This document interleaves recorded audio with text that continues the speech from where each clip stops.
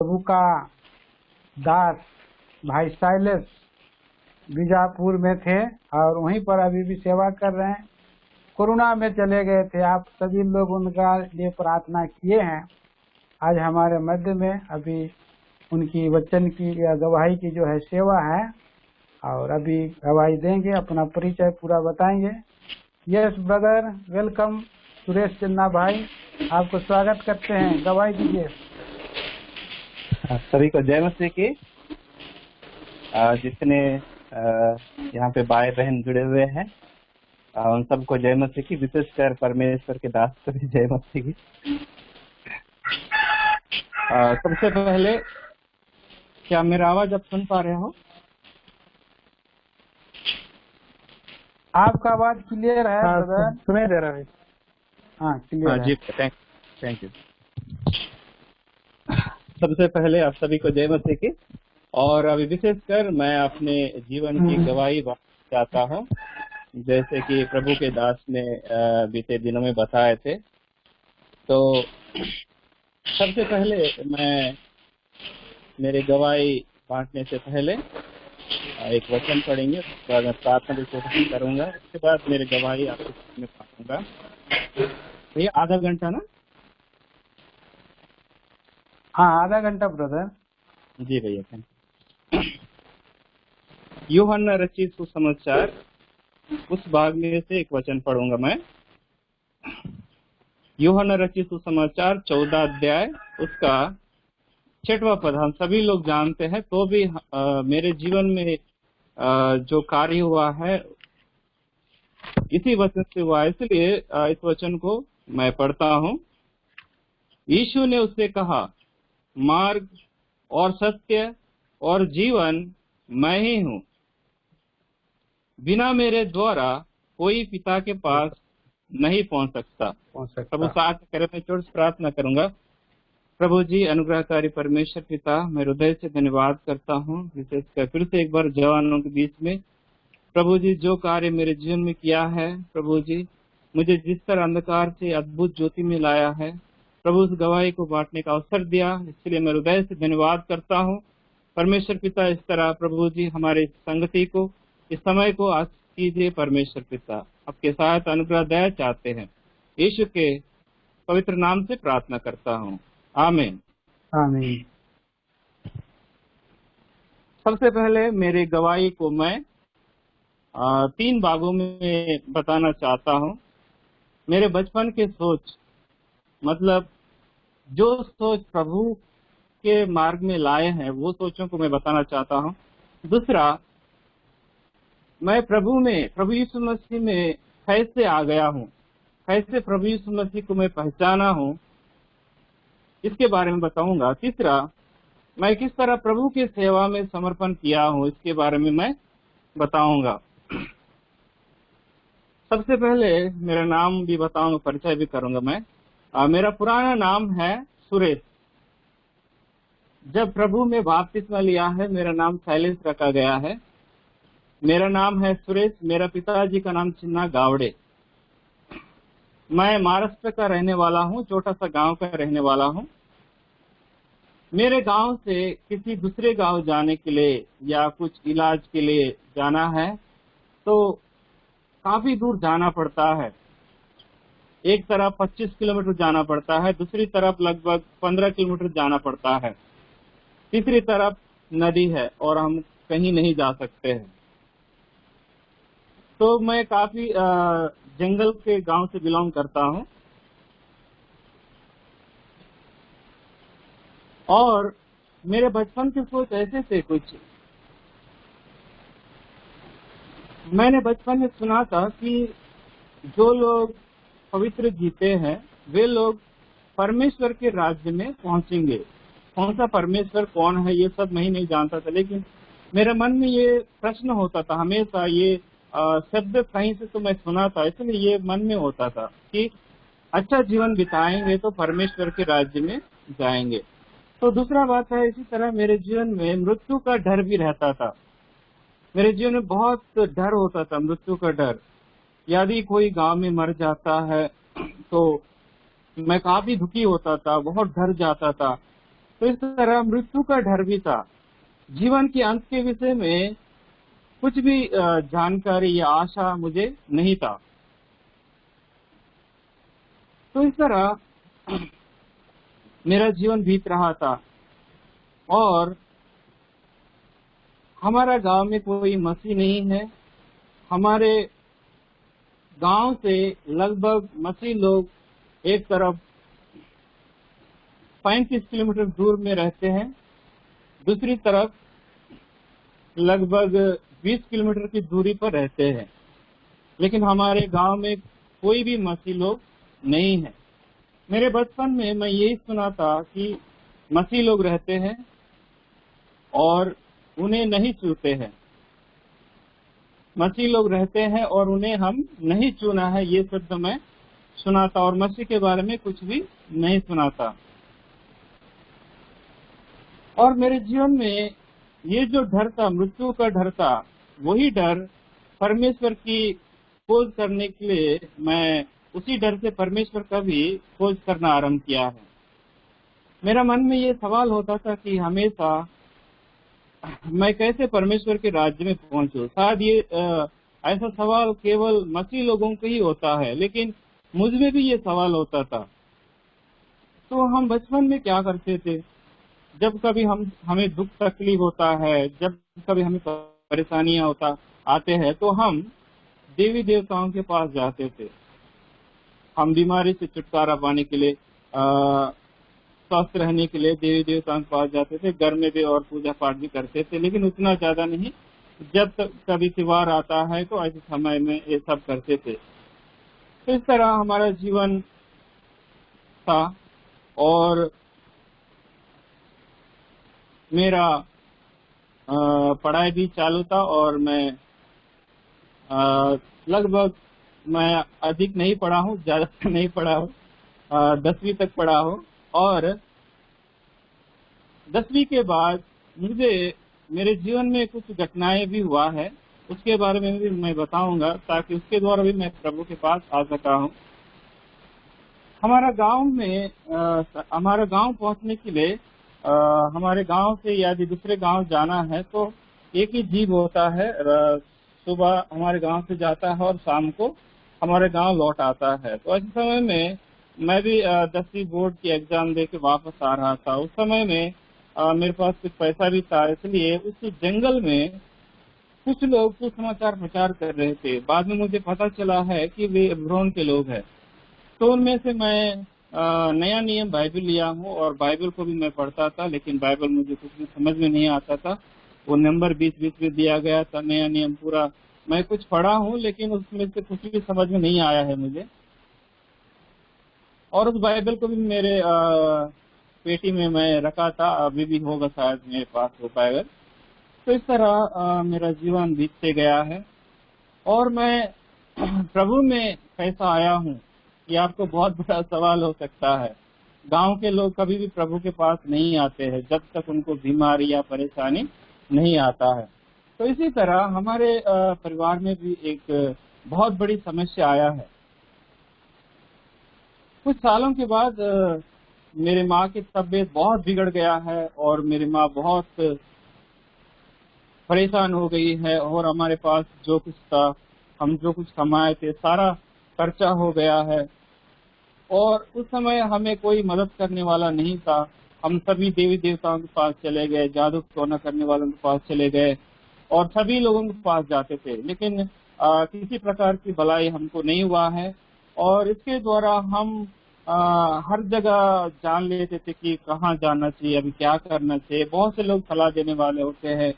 तो इस तरह हम यहाँ वहाँ सब जगह गए और मेरे माँ की टीबी निकला है, उसके साथ ही साथ दुष्ट आत्मा भी उस पर प्रबल होता था। दुष्ट आत्मा जैसे बोलते हैं देवी देवता टाइप से भी होती थी और वो मुझे कुछ समझ में नहीं आया है, लेकिन टीबी भी निकला था। ऐसे वक्त में हम कई जगह इलाज के लिए ले गए हैं और कुछ भी नहीं हुआ है। आखिरी में कुछ लोगों ने सलाह दिया है कि आप मसीह के पास जाओगे, प्रभु यीशु मसीह के पास जाओगे तो आप बिल्कुल ठीक हो जाओगे, इसलिए आप प्रभु यीशु मसीह के पास जाओ। तो हमारे परिवार के लोगों ने सोचा है कि यदि हम प्रभु में जाएंगे तो हमारे बच्चे हैं, हम 5 लोग भाई बहन हैं, तो हमारे बच्चे हैं, हमारे बच्चों का भविष्य क्या होगा, वे अपने समाज से अपने को निकाल देंगे और अपने से रिश्ता नहीं रखेंगे, तो इस तरह बहुत सारे दिक्कत होगा। इसलिए हमारे माता पिताओं ने सोचा कि अभी हम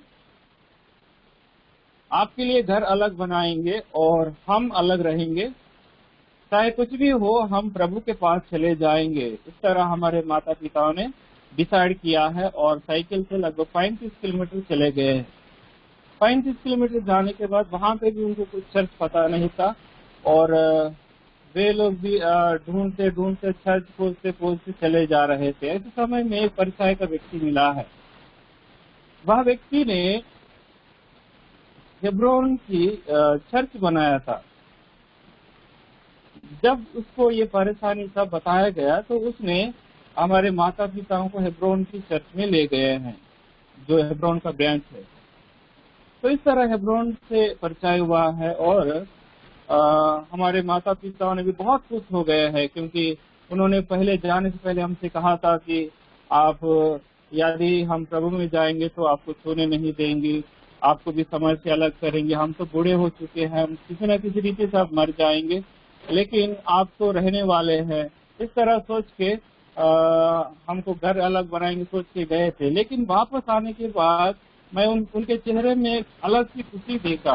वे लोग कहने लगे, हमारे माता पिता आके कहने लगे, नहीं नहीं, अभी हम अलग रहने की कोई जरूरत नहीं है, हमारे पहचान के लोग, हमारे जाति भाई लोग बहुत से वहां पे है, सब लोग प्रभु यीशु मसीह को मान चुके हैं, हम अलग रहने की कोई जरूरत नहीं। इस तरह उन्होंने हमसे कहा। तो हम बच्चे थे, जैसे माता पिता बोलते वैसे हम भी एक्सेप्ट कर दिए और हम भी वैसे प्रभु में जा रहे थे। लेकिन उस समय में हमारे माँ तब तक ठीक नहीं हुई है। हमारे माँ बहुत परेशान थी, हमारे पास जो कुछ पैसा धन संपत्ति था खत्म हो गया, हम बहुत परेशानी में थे। ऐसे समय में हम चर्च जाते थे और आते थे, और सॉरी मैं तो कभी नहीं गया था, लेकिन हमारे माता पिता जाते थे आते थे और पास्टर लोग भी आके प्रार्थना करते थे, उतने दूर से आके हमारे गांव में प्रार्थना करके चले जाते थे। तो इस तरह हमारा जीवन बीतता रहा और कई साल के बाद हमारे माँ फिर से उसी चर्च में गए थे। बहुत तकलीफ में थे और गए, और कई दिन हो गए फिर वापस नहीं आए हैं, क्योंकि वहाँ गए हैं लेकिन हमें और कुछ समाचार नहीं है। परिवार में मैं ही बड़ा हूँ, इसलिए 4-5 दिन देखकर मैं फिर मेरा साइकिल लेके मैं भी उनको खोजते खोजते गया, और उस गांव का नाम मुझे पता था, इसलिए उस गांव में चर्च कहाँ है इस तरह पूछते हुए मैं उस घर में उस गांव में गया और चर्च में भी जाके बैठा हूँ। तो इस तरह मेरा बचपन का सोच था। उसके बाद मैं प्रभु में कैसा आया है उसके बारे में मैं बताऊंगा भी। तो जब मैं चर्च में गया है मुझे एक अलग सा अनुभव हुआ है। जब मैं चर्च में गया तो भवन में जब मैं बैठा था तो मुझे एक अजीब सा फील महसूस हुआ है। वो मैं किसी को बता नहीं सकता हूँ। मेरे हाथ पैर कांप रहा था, मेरा शरीर पूरा कांप रहा था। वहाँ पे जो शांतता है, शांति का वातावरण है, उसे लेके मेरे शरीर पूरा कांप उठा था। तो मैं बहुत ही डर गया हूँ, लेकिन वो मेरे जीवन में बहुत बड़ा अनुभव है, शांति का अनुभव है, कुछ मुझे स्पर्श किया है ऐसा लगा है। तो इस तरह हम कुछ दिनों के बाद वहां से फिर घर गए हैं। इस तरह होते रहा और सब होते रहा। और एक दिन हमारे माँ भी प्रभु के पास चले गई है। हम प्रभु के भवन में ही थे। ये सब एक घटना भी मैं बताऊंगा, इसके द्वारा भी हम कुछ प्रोत्साहन पा सकते हैं। हम प्रभु के भवन में गए थे, मैं भी गया था, और वहाँ पे हमारे माँ प्रभु में जाते समय कुछ शब्दों को बोली है। वो क्या था बोलने से, मैं अभी जा रहा हूँ, इस तरह हमारे माँ ने कहते हुए मैं सुना हूँ। तो कई लोग मरते समय चिल्लाते हैं, हल्ला करते हैं, रोते हैं, दुखित होते हैं, लेकिन हमारे माँ शांति के साथ, तकलीफ में तो थे लेकिन शांति के साथ प्रभु के पास चले गए हैं। मैं जा रहा हूँ इस तरह जब मेरी माँ ने कहा है तो मुझे ऐसा लगा है कि क्या देख के जा रहे हैं, सभी लोग तो चिल्लाते हैं। शायद मैं सोचता हूँ मेरी माँ ने प्रभु के राज्य को देख लिए है, इसलिए हिम्मत से कह सके है कि मैं जा रहा हूँ, तुम अच्छा से रहो और तुम प्रभु को नहीं छोड़ना, इस तरह कह के हमारे माँ चले गई है। और हमारे माँ को अभी हमारे गांव लाना है तो काफी दूर है, लगभग 35 किलोमीटर दूर जाना पड़ता है। और वो रास्ता ऐसा है, पथरीली रास्ता है, कहीं पे भी डामरीकरण नहीं है, बहुत गड्ढा होता है, नाला होता है, बरसात में कमांडो वैन भी नहीं जाता, ऐसा गांव है। तो ऐसे गांव में जाने के लिए हम एक कमांडो बात किए हैं जो पुराना था, वो ड्राइवर भी आया है और हम अपने गांव लेके आए हैं। तब जब हम गांव लेके आए थे तो हमारे गांव के लोग कोई भी एक्सेप्ट नहीं किए हैं, तो मसीह धर्म में गए हैं तो हम नहीं आएंगे, इस तरह बहुत से लोग विरोध किए हैं।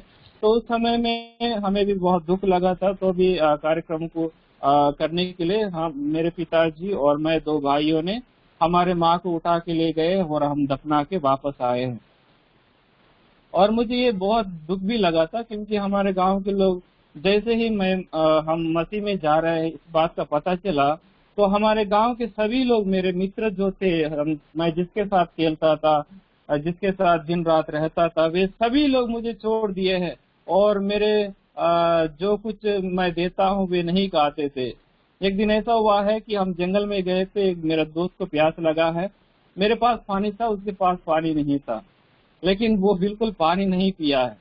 तो इस तरह हमारे गांव में होते थे, तो भी हम ये कार्यक्रम कर दिए हैं। तो हमारे माँ ने ये बात कहा था कि आप मसीह को नहीं छोड़ना चाहिए।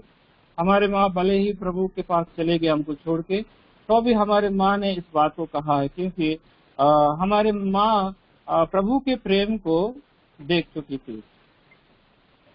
तो इस तरह एक जो ड्राइवर ने हमारे माँ को हमारे गांव तक पहुंचाया है, जो पथरीली रास्ता है, जो डेड बॉडी को लाते हैं वो जो जीव होते हैं बहुत ही खराब होते हैं। तो ऐसे समय में उस समय वो ड्राइवर ने कहा है कि ये जो महिला है बहुत ही अच्छी है,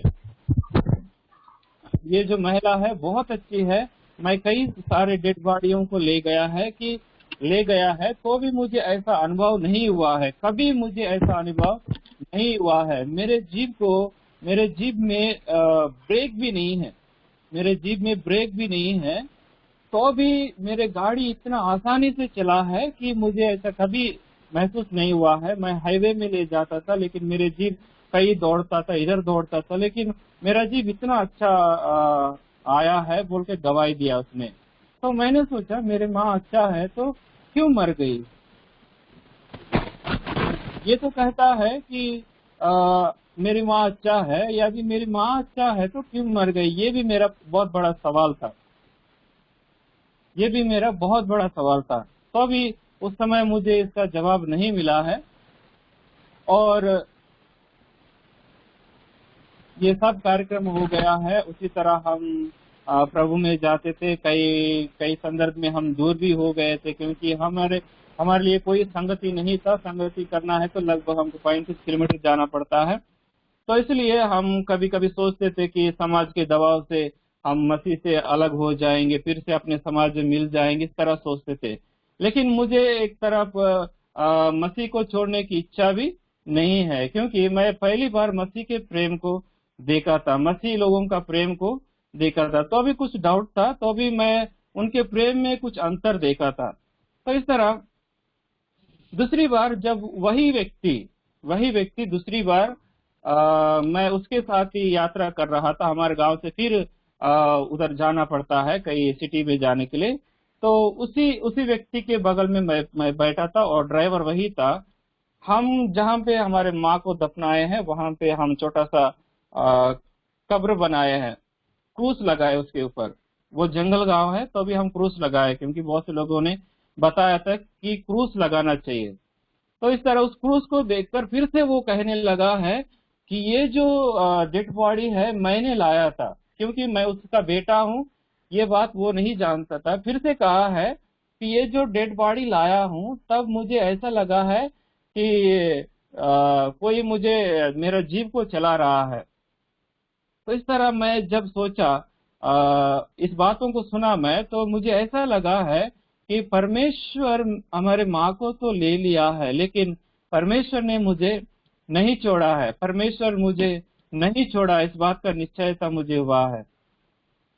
तो इस तरह हम प्रभु में रहते थे, और ऐसे नहीं कह सकते कि हम प्रभु में स्थिर रहते थे, लेकिन प्रभु के साथ तो हम जुड़े थे। तो इस तरह हम प्रभु के लोगों के साथ कभी कभी संगति करते थे, महीने में एक बार या कभी ना कभी इस तरह हमारा संगति होता था। तो अभी मैं प्रभु में स्थिर नहीं था, इधर उधर जब कभी दोस्त मिलते हैं तो उनके साथ रहता था, उनके उनके जैसे काम करता था, और जैसे प्रभु के लोग मिलते हैं तो प्रभु के काम भी मैं करता था, क्योंकि उन दिनों में कोई ऐसा वचन सिखाने वाला कोई नहीं था। तो इस तरह हम प्रभु में आ गए हैं, और धीरे धीरे फिर हमारे गांव में भी प्रार्थना कर रहे थे, कभी कभी प्रार्थना कर रहे थे। तो ऐसे समय में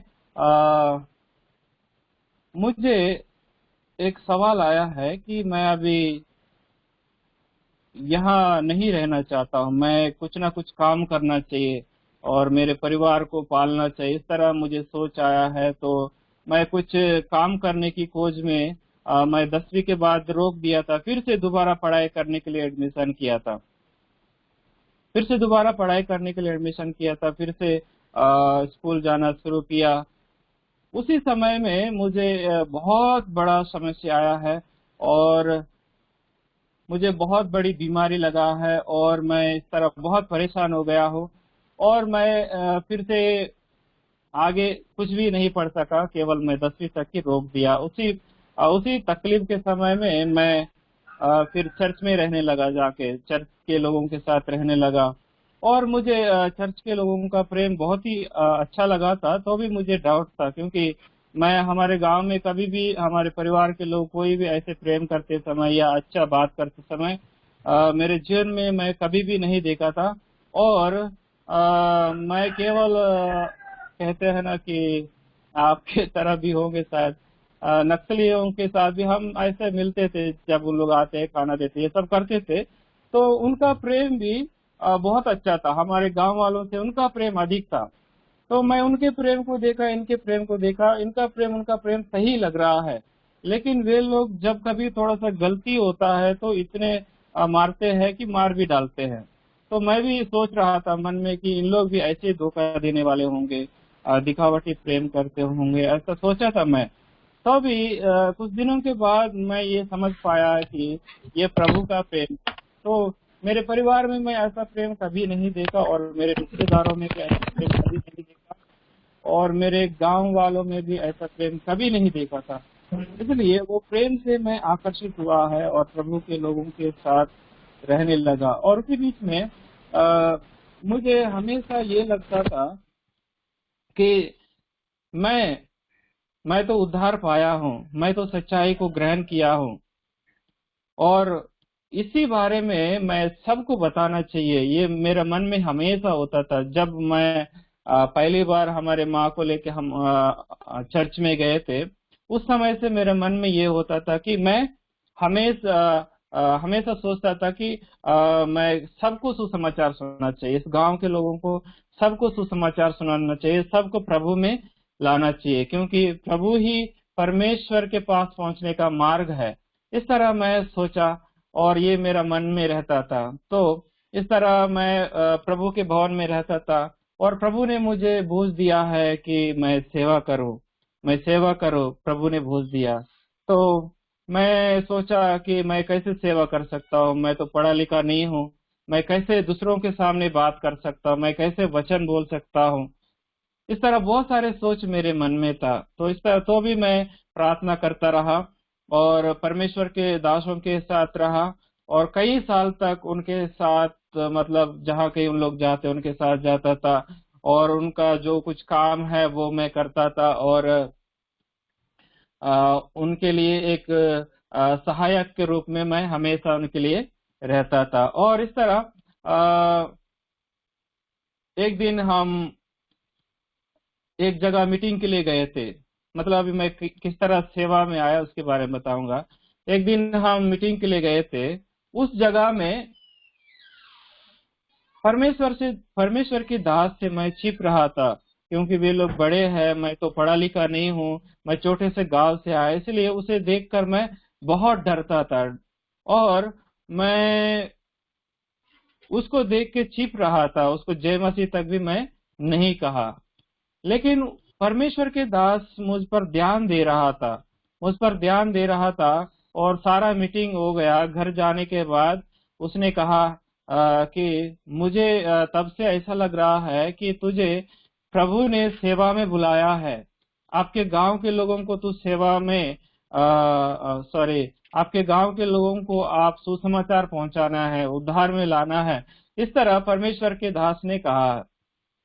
जब परमेश्वर के दास ने ये बातें कहा तो मुझे आश्चर्य हुआ है कि मेरे मन की बातें परमेश्वर के दास को कैसा पता चला है।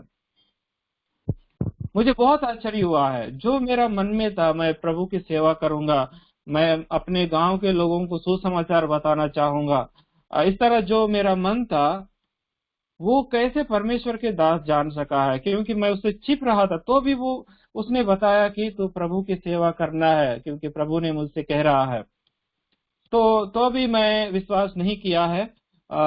फिर से मैंने प्रार्थना किया प्रभु से, प्रभु यदि आप मुझे आपके जो प्रॉमिस लेते हैं, नए साल के प्रॉमिस लेते हैं, ये तो वचन तो बाइबल पढ़ने से मुझे मिल जाएगा, लेकिन प्रॉमिस जो मिलेगा उसके अनुसार ही मैं चलूंगा। इस तरह मैं लगभग नया साल आने से 3 महीने से ही मैं प्रार्थना करते आया हूँ। बाइबल पढ़ने से तो वचन मिल ही जाएगा, लेकिन प्रॉमिस मुझे देना चाहिए। जो प्रॉमिस मैं निकालूंगा उसी में आप सेवा में बुलाना चाहिए। इस तरह मैं कंडीशन रखा और प्रार्थना किया। और मैं जब प्रॉमिस निकाला तो वो प्रॉमिस में यहोश की पुस्तक 1 अध्याय 5 पद में जो लिखा है, जैसे मूसा के साथ था वैसे ही तेरे संग रहूंगा, इस तरह प्रॉमिस था। मुझे कुछ समझ में नहीं आया है, लेकिन जब मैं परमेश्वर के दासों को दिखाया कि मेरा प्रॉमिस कार्ड, तो उन्होंने कहा, मैं उसे ऐसा कुछ नहीं कहा था कि मैं सेवा में आ रहा हूँ, तो भी उसने ये कहा है कि तू अब सेवक बन गया है। तो मुझे निश्चय हुआ है कि प्रभु मुझे सेवा में बुला रहा है, प्रभु की सेवा में करना है। तो इस तरह मैं निर्णय लिया हूँ, अभी मैं जो जीवन बाकी है प्रभु की सेवा करूंगा। इस तरह निर्णय लेके मैं उस समय से प्रभु के घर में रहने लगा, प्रभु के दासों के साथ रहा और प्रभु के दासों के साथ रहा, हर चीज में मदद करता रहा। और उसके बाद मैं लगभग 5 साल था उस परमेश्वर के दास के साथ। 5 साल के बाद मुझे ऐसा बोझ हुआ है कि मैं अभी यहाँ नहीं रहना चाहिए और मैं कहीं ना कहीं निकल जाके सेवा करना चाहिए। इस तरह मैं प्रार्थना किया था और प्रार्थना करने के बाद प्रभु ने अगुवाई किया है और प्रभु ने एक स्थान बताया है कि आप बाहर जाना चाहिए। तो इस तरह मैं अभी इस स्थान में मैं आ गया हूँ और ये स्थान का नाम है भोपालपट्टनम, बीजापुर डिस्ट्रिक्ट है, छत्तीसगढ़ में रहता है। ये भी महाराष्ट्र और छत्तीसगढ़ तेलंगाना ये सीमा प्रांत है। और यहाँ पे मैं लगभग 2015 से अब तक मैं सेवा कर रहा हूँ। लगभग 6 साल हुआ है, 5 साल हुआ है। तो यहाँ पे सेवा कर रहा हूँ मैं। आखिरी में मैं एक बात शेयर करना चाहता हूँ। जवानी के समय में मैं जो कुछ भी सीखा हूँ उसके बारे में मैं एक बात बताना चाहता हूँ। रोमियो की पुस्तक में, रोमियो की पत्री में मैं एक वचन पढ़ के अंत करूंगा। रोमियो पत्री 1 अध्याय रोमियो पत्री 1 में, इसलिए कि परमेश्वर के विषय का ज्ञान उनके मनों में प्रकट है, क्योंकि परमेश्वर ने उन पर प्रकट किया है। 18 भी पढ़ूंगा। 18, परमेश्वर का क्रोध तो उन लोगों की सब अभक्ति और अधर्म पर स्वर्ग से प्रकट होता है, जो सत्य को अधर से दबाए रखते हैं, इसलिए कि परमेश्वर के विषय का ज्ञान उनके मनों में प्रकट है। तो मैं मेरे जवानी में इस बात को सीखा हूं, क्योंकि जब कभी हम अपने जवानी में परमेश्वर को जानते हैं तो हम तुरंत प्रभु को स्वीकार करना चाहिए।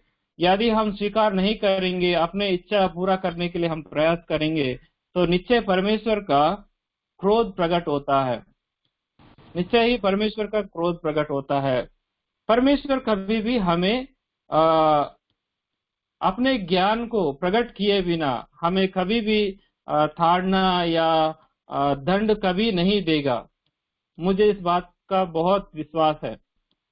तो इसी तरह मैं बहुत परेशान भी हो गया हूं, और अभी तक भी मैं प्रभु के अनुग्रह से प्रभु में हूं, तो भी मैं इस बात को सीखा हूं कि जवानी में जब कभी परमेश्वर हमें अगुवाई करता है, तो प्रभु अपने ज्ञान को प्रकट करता है, तो हम तुरंत ही प्रभु को हम स्वीकार करना चाहिए, प्रभु के साथ हम चलना चाहिए। तो इस तरह मैं आज के दिन तक भी प्रभु में हूँ, स्थिर हूँ। और बीते साल भी मैं बहुत ही परेशान हो गया था, और लास्ट स्टेज में भी गया था, तो भी प्रभु ने मुझे बचाया है ताकि मैं यहाँ पे सेवा करूं। बहुत से लोगों ने मेरे लिए प्रार्थना किए हैं, और परमेश्वर के दासों ने बहुत मदद किए हैं। इस तरह मैं उस जंगल के गांव से, जहाँ पे संभव ही नहीं है, कोई सुसमाचार प्रचार करने वाला ही नहीं है, ऐसे गांवों से, ऐसे परिस्थितियों से भी प्रभु को ग्रहण किया हूँ। ये केवल प्रभु की अनुग्रह है, इसलिए मैं प्रभु के पास आ सका हूँ। प्रभु की दया से आज के दिन मेरे द्वारा हमारे गांव में लगभग कई बार सुसमाचार प्रचार किए हैं। हैदराबाद से भी टीम आया है, उस जंगल के गांव में भी हमारे द्वारा, हमारे परिवार के द्वारा, सब उस क्षेत्र में जहाँ पे कोई सुसमाचार प्रचार नहीं किए थे, उस क्षेत्र में कोई भी नहीं आ सकते हैं, ऐसे गांव में हमारे द्वारा पूरा उस क्षेत्र में सुसमाचार प्रचार किए हैं। और आज के दिन हर गांव में मसीह लोग पाए जाते हैं। हमारे उस 20 किलोमीटर एरिया में हर गांव में मसीह लोग हैं। तो इस तरह प्रभु ने बहुत अद्भुत रीति से मुझे बचाया है। मैं बहुत खुश हूँ, और अभी ऐसे मृत्यु के डर मुझे कुछ भी नहीं है, और मुझे मृत्यु के डर नहीं है। मुझे आशा है कि मैं एक दिन निश्चय ही प्रभु के पास जाऊंगा, प्रभु के साथ रहूंगा। बीते साल भी जब मैं एक दिन मरने पर था, मेरा ऑक्सीजन पूरा कम हुआ है और मरने पर था, तो मैं प्रभु से प्रार्थना किया है, प्रभु जी मैं तो आने के लिए तैयार हूँ, लेकिन अब तक मैं स्वर्ग में कुछ कमाया नहीं हूँ, इसलिए मुझे क्षमा कर। इस तरह मैं प्रार्थना किया। प्रभु की दया से सभी लोगों ने सभी परमेश्वर के दासों ने प्रार्थना किए हैं, उनके प्रार्थना से प्रभु ने मुझे बचाया है। और इस तरह मैं अभी बोल रहा हूँ। लगभग 1 साल तक मैं इस तरह बोल नहीं सका। लगभग मैं 1 महीने से सेवा दे रहा यहाँ पे प्रभु के अनुग्रह से, और इस तरह प्रभु के अनुग्रह मेरे जीवन में बहुत आय से प्रभु ने प्रकट किया। इसलिए मैं प्रभु को भी धन्यवाद करता हूँ, और आप सभी को भी मैं धन्यवाद करता हूँ कि मुझे भी आपके बीच में गवाही बांटने का अवसर दिए हैं। तो आखिरी बात मेरा यह है कि जवानी के समय में जब कभी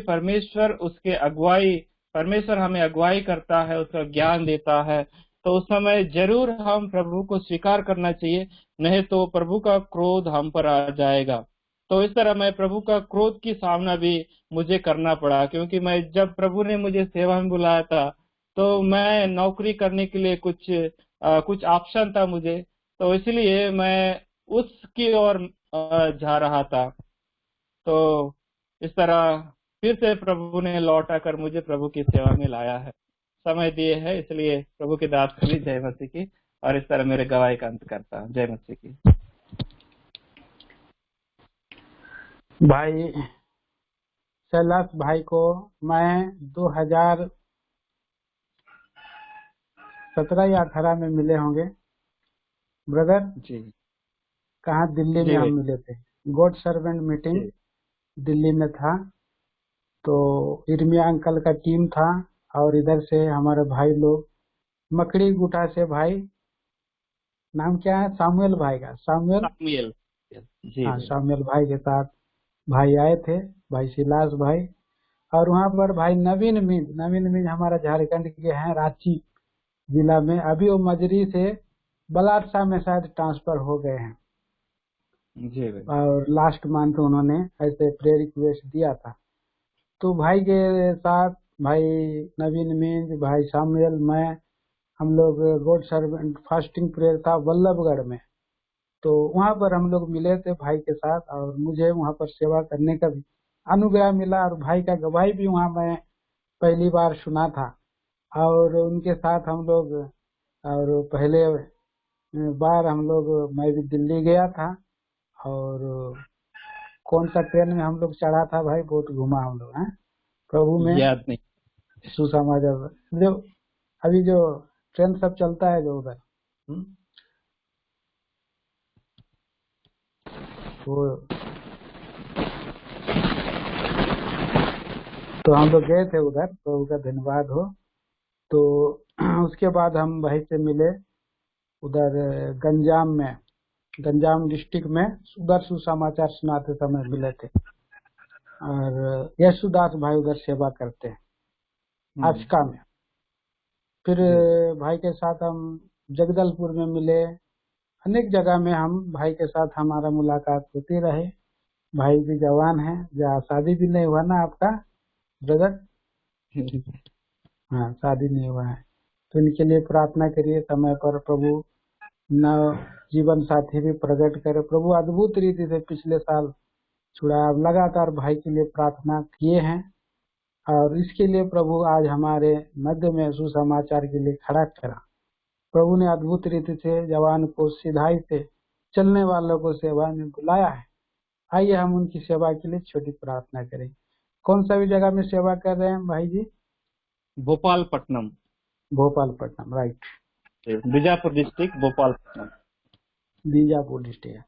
प्यारे ईश्वर के पिता, महान पिता, पवित्र पिता, सच्चे पिता, धन्यवाद देते हैं प्रिय भाई शैलेश भाई के लिए। चिन्ना शैलेश भाई, अद्भुत रीति से प्रभु ने आपने गांव से और जंगल अंदर से प्रभु जी चुना, और एक साधारण विश्वास उनका परिवार में लाया, और इस विश्वास को आपने फलबंद किया। और उसके कारण से उस घर से, उस गांव से एक प्रभु जी बेटा आपने प्रभु जी लिया है। और इस रीति से उन्होंने आज प्यारे प्रभु जी भोपालपट्टनम में सेवा कर रहे हैं। अनुग्रह दिया आपको जानने के लिए, समझने के लिए। सचमुच में अन्य जातियों का और मसीही लोगों के बीच दरमियान कितना अंतर है, कितना आशीष को, कितना प्रभु जी भलाई को नजदीकी से अनुभव किया है भाई उनके माँ की जीवन की गवाही के लिए। जो अन्य जाति के ड्राइवर ने गवाही दिया कि कैसे ये एक भली स्त्री है, ये जब ये मेरे गाड़ी में बैठती है तो कितना अच्छा से गाड़ी चलता रहा। लालो प्रभु परमेश्वर, ये एक बड़ी गवाही है, क्योंकि वे लोग तो श्रापित लोग हैं और आशाहीन है, परंतु ऐसे लोगों के मध्य में एक गवाही निकल गया। ये आपको धन्यवाद देते हैं। एक बीज के द्वारा बहुत सा बीज आपको पूरा फलबंद करते हैं। वहाँ पर बहुत सा अनेक लोग आज प्रभु मसीह को ग्रहण किए हैं। उस गांव के आसपास के एरिया में इस विषय के लिए हम हृदय से धन्यवाद देते हैं। धन्यवाद देते हैं महान पिता, आपके विश्वास योग, आपकी भलाई करुणा लगातार भाई के जीवन में बनी रहे। जो पिछले दिनों में लंग्स एक्सटेंशन हो गया था, 4th स्टेज में चले गए थे, उम्मीद नहीं थी दयालु प्रभु जी, लेकिन आपने ना उम्मीदी को अद्भुत तरीके से प्रभु जी आज प्रकट किया, हमारे मध्य में खड़ा किया। पूरा लंग्स का प्रॉब्लम हो गया था, फिर भी आपने उन्हें जिलाया। आज उन्हें प्रभु जी गवाही देने का सु अवसर दिया। ये अद्भुत काम आपने किया है भाई शैलेश के जीवन में, हम धन्यवाद देते हैं। दयालु पिता परमेश्वर, धन्यवाद देते हैं। और आपके महान प्रेम पिता परमेश्वर, सब बातों में आप उन्हें भलाई को, अनुग्रह को, सहायता, मदद करने में आप सहायता कर दीजिए। समय पर जीवन साथी मिले, आपकी सेवा मिलजुल करके कर सके, ये विचार आपकी ओर से पूरा करे, प्रार्थना करता हूँ ना बदलने वाला प्रभु, आप ही के हाथों में संपूर्ण आदर महिमा दे देते हैं। यहोशू की किताब 1 अध्याय 5 पद से बताया, और उन्होंने वह पिताजी सही समय पर जवानी में सही डिसीजन लिया। जवानी में जुआ उठाना कितना भला है, ये बात आज उनके जीवन में अक्षरशः पूरा किया। आपको हम धन्यवाद देते हैं। बाकी समय साथ रहें, उनके संग रहें, सहायता मदद करें। धन्यवाद के साथ प्रार्थना मसीह यीशु के नाम में सुने ग्रहण करें पिताजी, आमीन। साइलेंस भाई अपना वॉइस को म्यूट कर दीजिए और आप आपका वीडियो ऑन रखिए, क्योंकि अगर ऐसा करेंगे तो वीडियो अप डाउन नहीं होगा। तो आइए हम तो प्रभु का हम धन्यवाद देते हैं प्रिय भाई बहनों। और पिछले सप्ताह की जो क्विज है, पिछले सप्ताह का जो क्विज है उसको क्वेश्चन आंसर करना है। तो आप लोग, मैं जैसे प्रश्न बोलूंगा तो तुरंत आप प्रश्न का उत्तर देने के लिए अपना वॉइस को अनम्यूट मत करिए जब तक कि मैं आपको और फलाने का नाम देकर जब मैं आपको किसी को बताऊंगा वही आप खोलेंगे तो ठीक होगा, नहीं तो वॉइस में और आवाज सुनाई नहीं देता है। बात को समझिएगा, आवाज सुनाई नहीं देता है। पर मैं एक एक करके सबको प्रश्न का सवाल जवाब करूंगा। तो अपना बाइबल बंद रखें और चीटिंग ना करें। आइए हम लोग, पहला सवाल है, खाना किसने बनाई और खिलाई? पहला सवाल है, खाना किसने बनाई और खिलाई? अभी मैं सवाल का जवाब मैं पूछूंगा ब्लेसिंग जॉन या ग्रेसी, आप बताइए खाना किसने बनाई और खिलाई? 4 ऑप्शन बताऊं? जी अंकल। 4 ऑप्शन है आपके पास, फिलिप, लाजरस, मार्था या मैरियम। 1 मिनट का समय है। यस, सही सवाल का सही जवाब यूहन्ना सुसमाचार 12 अध्याय में मार्था खाना बनाई और प्रभु यीशु मसीह को खिलाई। लाजर भी वहां बैठा हुआ था। और दूसरा सवाल भाई अनुग्रह डांग के लिए है। दूसरा सवाल, यह घटना कौन सा शहर में घटा? ये घटना कौन सा शहर में घटा?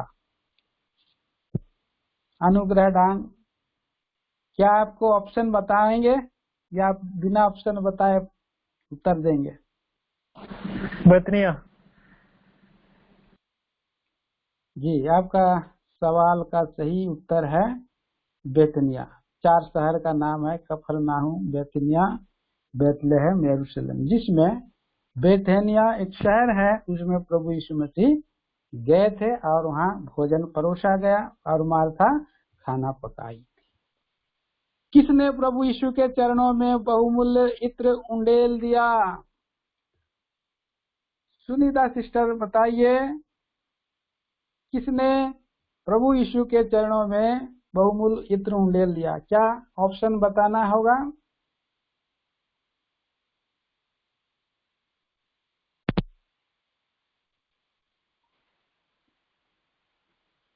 जी, पहला मैरी, दूसरा मार्था, तीसरा हन्ना, चौथा दबोरा। आवाज आपका सुनाई नहीं दे रहा है।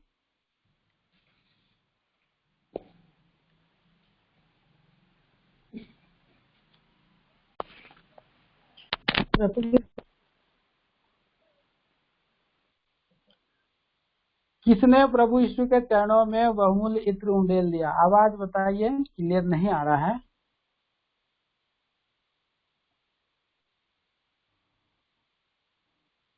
मरियम भाई। जी, सही उत्तर सुनीता सिस्टर भी सही उत्तर बताए हैं। अभी चौथा सवाल कुमुदिनी सिस्टर के लिए है। चौथा सवाल, प्रभु यीशु को उसने किससे पांव से पोंछी? किससे पांव पोंछी? 4 ऑप्शन है, रुई से, कपड़े से, रुमाल से या बाल से? बाल से। बाल से जी, सही उत्तर। आपका भी सही उत्तर सिस्टर। और 5वां सवाल है, पैसे का बैग सिस्टर लबनोन सिस्टर के लिए, पैसे का बैग किसके पास रहता था? यहूदा इस्करियोती जी, अब तो बिना ऑप्शन सही सवाल का सही उत्तर दे दिए हैं। शमौन, पतरस, यूहन्ना, मत्ती और यहूदा इस्करियोती सही उत्तर है। 6वां सवाल ऑलिव सिस्टर के लिए, ऑलिव सिस्टर हैं या भाई रेनू पीटर जो भी हो, कंप्लेन करने का सही कारण क्या था? यहूदा इस्करियोती ने क्या कारण से कंप्लेन किया था? ऑप्शन बताऊं?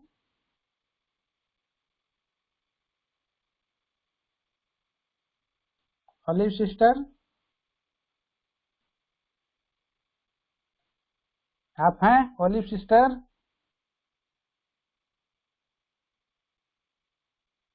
हेलो।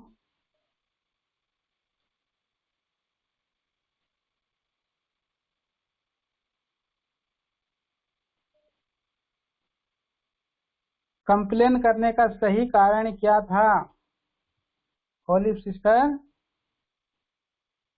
चलिए मरेसा सिस्टर, ऑलिव सिस्टर नहीं है, मरेसा सिस्टर को बताना है, बताइए। चोर था उसके पास। 4 ऑप्शन है। कंप्लेन करने का सही कारण क्या था? उसे कंगालों की चिंता थी। दूसरा, उसका ही संपत्ति था। तीसरा, वह चोर था। चौथा,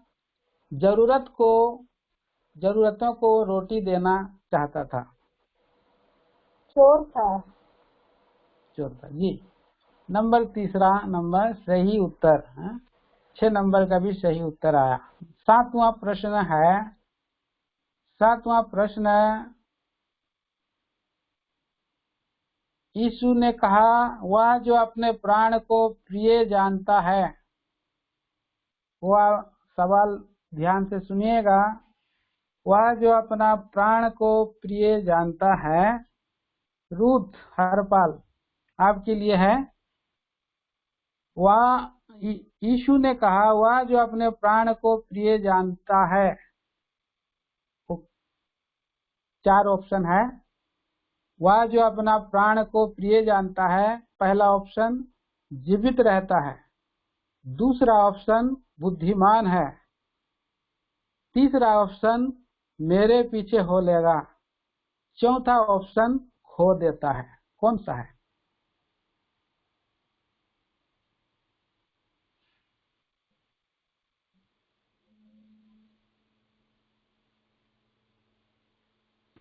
अंकल मेरे पीछे जो हो लेगा, पहला वाला। मेरे पीछे हो लेगा 3 नंबर। अच्छा, जीवित रहता है, बुद्धिमान है, मेरे पीछे हो लेगा। यीशु ने कहा, ध्यान से सुनिए, यीशु ने कहा, वह जो अपने प्राण को प्रिय जानता है, आगे क्या होगा? उसके आगे, जो अपने प्राण को प्रिय जानता है उसे वो खो देगा, खो देता है, खो देता है ना। चौथा नंबर का उत्तर है खो देता है। ये यूहन्ना सुसमाचार में आपको मिलेगा। यूहन्ना सुसमाचार 12 अध्याय में, और मैं रेफरेंस बता देता हूँ, वहाँ लिखा है 25 पद में, जो अपने प्राण को प्रिय जानता है वह उसे खो देता है। नेक्स्ट 8वां सवाल है, यीशु ने कहा, यदि मैं पृथ्वी से ऊंचे पर चढ़ाया जाऊंगा। उज्जवल बिहारी सिस्टर आप बोलिए आगे। यीशु ने कहा, यदि मैं पृथ्वी से ऊंचे पर चढ़ाया जाऊंगा तो पृथ्वी नहीं रहेगा। पहला उत्तर पृथ्वी नहीं रहेगा। दूसरा उत्तर पृथ्वी में अधिक पाप आएगा। तीसरा उत्तर पृथ्वी नष्ट हो जाएगा। चौथा उत्तर मैं सब मनुष्य को अपने पास खींचूंगा।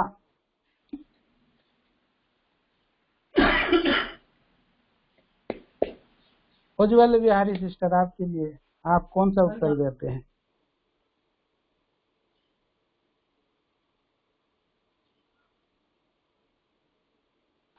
सिस्टर अपना पास खींचूंगा।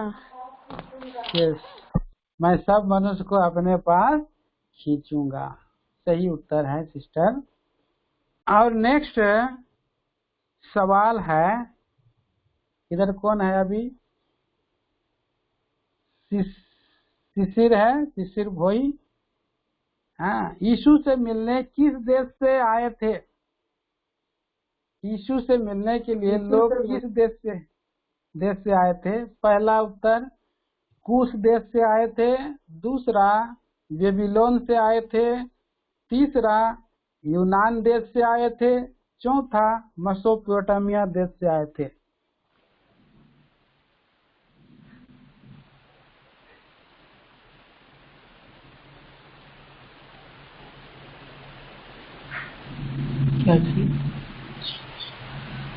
यीशु से मिलने किस देश से आए थे?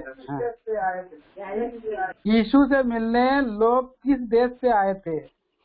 कूश देश से, बेबीलोन से आए थे, यूनान से आए थे, मेसोपोटामिया से आए थे।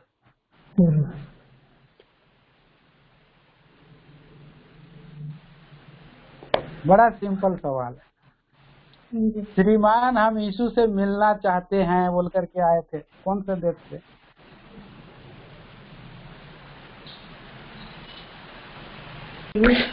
मेसोपोटामिया। यूनान से आए थे। देखिए 20 ये यूहन्ना सुसमाचार 12 अध्याय 20 पद में आप पढ़ सकते हैं। जो लोग उस पर्व में आराधना करने आए थे उनमें से कुछ यूनानी थे। श्रीमान हम यीशु से मिलना चाहते हैं बोल के उन्होंने कहा, है ना। बड़ा अक्षर में ऊपर में भी लिखा है, यूनानियों का यीशु को ढूंढना, है ना। तो नेक्स्ट फिर आप कोशिश करिए, है ना, आगे बढ़िए। आइए फिर 10वां सवाल हम पूछेंगे। 10वां सवाल में एक और 10वां सवाल पिछले बार जो सुना है वचन, एक फिर भी कोई भी इसका उत्तर दे सकता है, लेकिन मैं फिर एक पूछता हूँ जो किसी को बताए। अगर कोई यीशु को इनकार करे तो कौन दोष लगाएगा, कौन न्याय करेगा?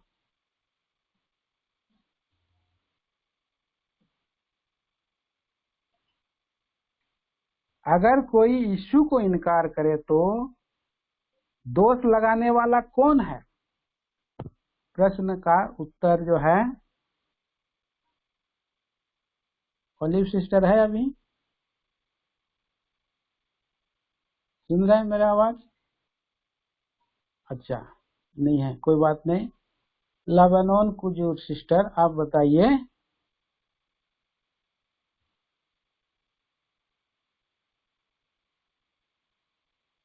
अगर कोई यीशु को इनकार करे तो दोष लगाने वाला कौन है?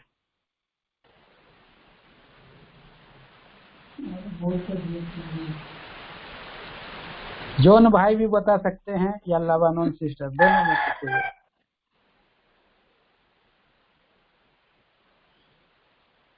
यीशु का इनकार करे तो प्रभु उस पर दोष लगाएगा। 4 ऑप्शन आपको बता रहा हूँ। दोष लगाने वाला पहले पिता परमेश्वर, दूसरा नंबर में यीशु स्वयं, तीसरा नंबर में स्वर्गदूत, चौथा नंबर में वचन। पिता परमेश्वर। वचन। कौन बोले वचन? सही उत्तर। जिन्होंने कहा वचन सही उत्तर। रिफरेंस है, और रिफरेंस है, देखिए यूहन्ना सुसमाचार 12 अध्याय में ही है, 47 पद में लिखा है, यदि कोई मेरी बातें सुनकर ना माने तो मैं उसे दोषी नहीं ठहराता, क्योंकि मैं जगत को दोषी ठहराने के लिए नहीं परंतु जगत का उद्धार करने के लिए आया हूँ। तो 48 में लिखा है, जो मुझे तुच्छ जानता है तो मेरी बातें ग्रहण नहीं करता, उसको दोषी ठहराने वाला तो एक है, अर्थात जो वचन मैंने कहा है वही पिछले दिनों में उसे दोषी ठहराएगा, है ना। प्रभु का वचन ही हमको, अगर हम यीशु मसीह को विश्वास नहीं करेंगे तो प्रभु का वचन ही हमें दोषी ठहराएगा, क्योंकि प्रभु का वचन कहता है यीशु मसीह ही उद्धार करता है, उसको ग्रहण करना है। और नेक्स्ट में आखिरी सवाल है, पिछले सप्ताह जो सुना है उनके लिए, उस वचन के अनुसार वहां पर एक दृष्टांत दिया गया था, और राजा जब भिखारी जब राजा के पास आया तो राजा क्यों उससे मिला, डायरेक्ट नहीं मिला, और कैसे मिला वो? कोई भी?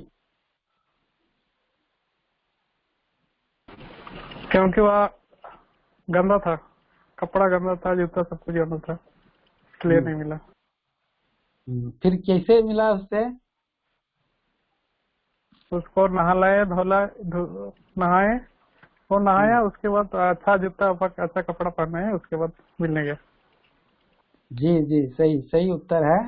अनुग्रह सही उत्तर दिया आपने, क्योंकि उसको राजकुमार के समान वो बना करके भेंट करा, नया कपड़ा दिया, बाल कटाया, नहलाया, जूता पहनाया, राजवस्त्र पहनाया, उसके साथ उसके टेबल में खाना खाया बैठ करके।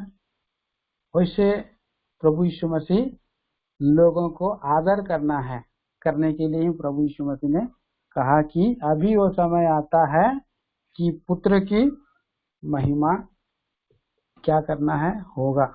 इसमें वही देखिए हम पढ़े थे यूहन्ना सुसमाचार 12 अध्याय में, फिलिपुस अंद्रियास और दोनों आ करके यीशु से कहे।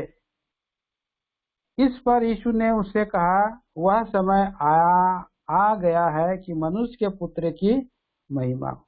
उस सवाल क्या है, मिलने के लिए वो लोग उसको रिक्वेस्ट कर रहे, तो कुछ उत्तर और दे रहा है, उसका डायरेक्ट उत्तर नहीं दिया।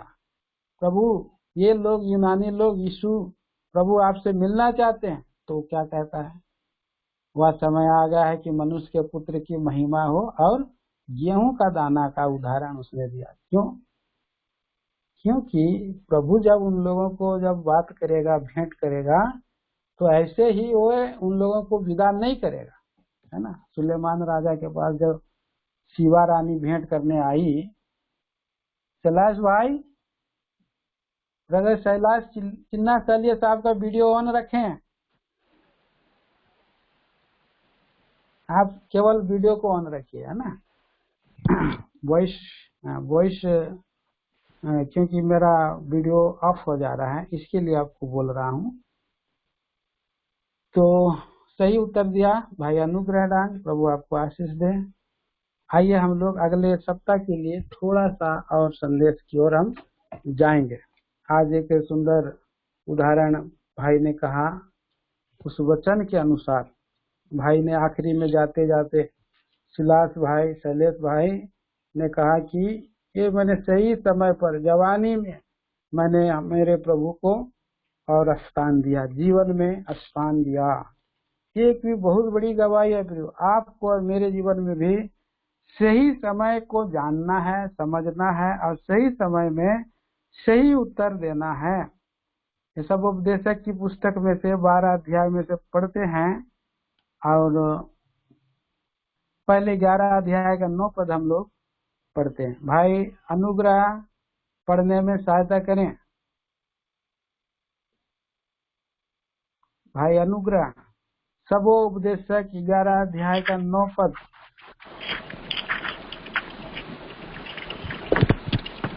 हे जवान, अपनी जवानी में आनंद कर और अपनी जवानी के दिनों में मगन रह। अपनी मनमानी कर और अपनी आंखों की दृष्टि के अनुसार चल, परंतु यह जान रख कि इन सब बातों के विषय परमेश्वर तेरा न्याय करेगा। 12 का पहला पद भी पढ़ें। अपनी जवानी के दिनों में अपने सृजनहार को स्मरण रख, इससे पहले कि विपत्ति के दिन और वे वर्ष आए जिनमें तू कहे कि मेरा मन इनमें नहीं लगता। तो प्रभु का धन्यवाद। छोटी प्रार्थना करें। ईश्वर के पिता, धन्यवाद देते हैं, आपने हमें उस रीति से बताया है कि किस रीति से और ये गवाही के द्वारा हमें भी जवानी में सही निर्णय लेना है, युवा उठाना है। ये बात के द्वारा आप हमें बताया है, धन्यवाद देते हैं। बाकी समय साथ रहे। छोटी धन्यवाद प्रभु मसीह यीशु के नाम में सुने, ग्रहण करें। अनुग्रह भाई, अनुग्रह डान जी। हाँ, भाई ने नहीं ऑन किया है वीडियो। अच्छा, आप बीच बीच में पढ़ते रहिएगा, है ना। अच्छा, सुरेश भाई ऑन किया, ठीक है। तो मैं यहाँ पर देखता हूँ कि हम लोग ये 2 वचन पढ़ा। हे जवान, अपनी जवानी में आनंद कर और अपनी जवानी के दिनों में मगन रह और अपनी मनमानी कर और अपनी आंखों की दृष्टि के अनुसार चल, परंतु यह जान रहे कि यह सब बातों के विषय में परमेश्वर न्याय करेगा। एक दिन आएगा प्रियो, हर एक लोग कहाँ चले जाएंगे? मसीह के न्याय के सिंहासन के सामने। चाहे वो जवान हो, चाहे वो बच्चे हो, चाहे वो बूढ़े हो, चाहे वो अधेड़ हो, कोई भी कैटेगरी के क्यों ना हो, हर एक लोगों को कहाँ जाना होगा? मसीह के न्याय आसन के सामने जाना पड़ेगा। 2 कुरिन्ती 5 अध्याय के 10 पद के अनुसार और इब्रानियों के उसके 9 अध्याय के 27 पद के अनुसार मनुष्य को एक बार मरना और उसका न्याय का होना नियुक्त है। काउंटिंग होगा, वोट कैसे गिनती होता है जब इलेक्शन खत्म होता है, तो कितना वोट कौन सा मंत्री के ऊपर में आया, और ये गिनती होती है। और इस पृथ्वी पर और हिसाब किताब होता है। साल भर का कितना महाजन लोग हिसाब किताब करते हैं। मार्च के महीने में क्लोजिंग करते हैं, बैंक में भी लेखा जोखा और विवरणी करते हैं, क्योंकि इस साल में कितना लाभ हुआ, कितना हानि हुआ, कितना इनकम हुआ, कितना क्या हुआ। तो ये तो साल दर साल करते हैं। परंतु प्रभु भी मनुष्य को जो इस पृथ्वी पर भेजा है, उस पृथ्वी पर मनुष्य संसार में जब जीवन जी रहा है, तो उनका भी प्रभु क्या करता है, एक दिन मनुष्य जब इस पृथ्वी को छोड़ करके जाएगा, तो उसका भी जीवन का हिसाब किताब होगा, लेखा होगा। क्यों लेखा होगा? क्योंकि पृथ्वी को बनाने वाला तो पृथ्वी का राजा, स्वर्ग का राजा परमेश्वर है, और प्रभु यीशु मसीह उसका पुत्र है। तो इस पृथ्वी पर जब हम इस संसार में रहते हैं, तो हमारा जीवन में प्रभु सारे सुविधाएं दिया है। अब सारे सुविधाएं ये दिया है तो क्या दिया है? सांस लेने के लिए हवा दिया है, पीने के लिए पानी दिया है, और जीवन जीने के लिए भोजन दिया है, अन्न दिया है। 12 महीने दिए हैं, 12 प्रकार के फल दिए हैं, 12 प्रकार के अनेक प्रकार, हर महीने फल फलता है। मान लीजिए अगर हमें ये सब सुविधा नहीं दिया रहता, कई लोग रेंट में क्या करते हैं, घर देते हैं, तो घर में इलेक्ट्रिसिटी बिल अपने से देना पड़ता। महीना का 2000 रुपया लगेगा और अपना इलेक्ट्रिसिटी आप अपने भरिए।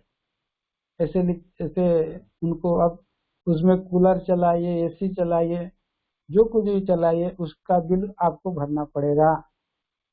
बोला 2000 तो हम लेंगे ही घर का रेंट। अगर पानी आ रहा है तो पानी का म्युनिसिपालिटी का भी उसका चार्ज आपको देना पड़ेगा, और जो कुछ भी आप लेते हैं रेंट में उसका, और आपको अखबार भी खरीदते हैं तो उसका पैसा भी आपको ही देना पड़ेगा। अगर प्रभु ऐसे ही अलग अलग चीजों का अगर भाड़ा लेता तो प्रभु बोलता नहीं, मैं आपको ऑक्सीजन दे रहा हूँ, हर महीना आपको 10,000 रुपया ऑक्सीजन का पैसा देना है। तो क्या होता है, हम लोग का ऑक्सीजन खत्म हो जाता है रास्ते में। अभी हम लोग मोबाइल चलाते हैं, पहले का मोबाइल में क्या रिचार्ज हो जाता है, 80 रुपया का 100 रुपया का रिचार्ज होता। रिचार्ज करते करते, फोन में बात करते करते अचानक क्या हो जाता है, पैसा बैलेंस खत्म हो जाता है, कट हो जाता है। बात करते करते क्या हो गया भाई, पैसा बैलेंस खत्म हो गया, है ना। तो हमारा प्रभु अगर ऑक्सीजन अगर भर देता एक महीना का 10,000, और 10,000 अगर चला गया, कट गया, ज्यादा ऑक्सीजन ले लिया, क्या होगा, खत्म हो जाने से क्या होगा, आदमी पूरा सांस दम घुट जाता, झट से मर जाते। कितना बड़ा बात। तो प्रभु ने क्या क्या हमको सुख सुविधा दिया है प्रियो, इस पृथ्वी पर रहते हैं, सब कुछ परमेश्वर प्रेम से, अनुग्रह से, दया से सब वस्तुएं दिया है। इसके लिए क्या प्रभु को हमने एक दिन भी और उसका आभार प्रकट किया है? क्या प्रभु को पहले कभी भी एक बार भी हमने उसको जो है कि इस विषय में धन्यवाद दिया है? सुबह जब हम उठते हैं तो बेड से उठते ही लोग अपने अपने जगह में भाग जाते, इधर उधर काम में भाग जाते, बाइबल भी नहीं पढ़ते, धन्यवाद भी नहीं करते। बहुत सा घर में हम देखते हैं, बहुत सा जवानों को देखते हैं कि अभी तो मैं धन्यवाद करने का टाइम नहीं है, अभी तो आराधना करने का दिन नहीं है, मैं आराधना करूंगा, मैं प्रभु का घर जाऊंगा, लेकिन कब, पहले मैं जवानी का तो आनंद ले लूं, मैं थोड़ा घूम लूं, मेरे दोस्तों के पास मैं संडे में चला जाऊंगा।